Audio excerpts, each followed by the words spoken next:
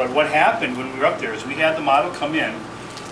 What he did is, what I had some of you do in your lesson last time is you did the sections of paint. That was your thing. Well, remember I told you he had a huge palette. It was like, God, I think it was 15 colors, and we had to pre-mix.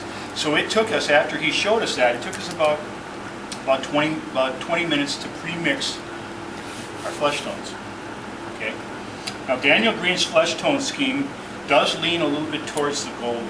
It's not a flesh tone palette I use anymore. But back then we were learning from him, and that was the palette that he used. And some of those colors that I showed you, not all of them, included some of them that he showed me, like the burnt sienna and white, and the alizarin crimson with sap green adding cadmium medium. You get a lot of the golden tones. It's a nice flesh tone palette, but it's not the one I use today. However, it was the one we were using then. Now the process I'm going to show you is going to give you this kind of an even tone that's going to be into the canvas. Now when you draw with the vine charcoal, because this is actually wet, even though you're going to buff it off, it's still oily.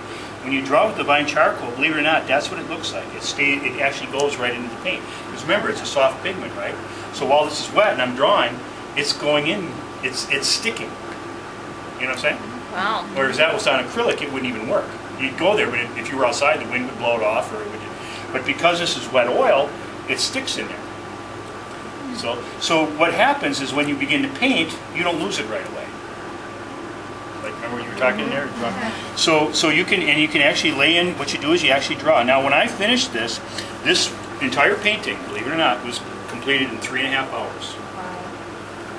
Okay, because the flesh tones were pre-mixed. I already mixed them. The model was sitting right in front of me. He was very close. I took a really nice. He was like from me to that desk right there, and it was right on the side, so it was like right there. I had a good view, good light, and so it was an optimum. I had an optimum position, and I pretty much did the head almost life size. It's pretty much life size because it was right there. Okay, life size is here. It is. So anyway, so about 3.5 hours, and when I finished it, I got it back to the studio. I said, "Well, geez, I got to do now I can do the rest of this." And then when I looked at it, I said, "I like it like that. Mm-hmm. I like it half finished down here, and with it being with the gray coming through." So I left it alone. So knowing that I could use this later for an educational thing, showing this the whole process in place. Okay. It's beautiful. Now I need somebody's black and orange, but first of all, it's going to be whoever gets to keep this. With the photo, you'll get the photo of this when it's tinted, and then I'm going to show you where I would put in the compositional sketch. Okay, so now we're going to start with we'll start with Susan. Susan, pick a number from 1 to 5. 3. Laurel. 2. 4. 8. I said 1 to 5. I'm sorry. I thought you said 1 to 10. 2.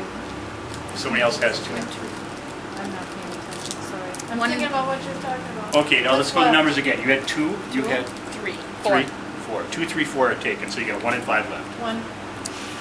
Judith, you get 5, right? Well, it doesn't, remember we Well, said... you're the last one left, so you got 5. Okay, I got 5. Okay, Judith wins. Oh, shoot. Number 5. There you go. So I get to use your pen. Oh, okay. Stop. Okay, go ahead and get them, because I was taking your You picture. don't have to film anymore.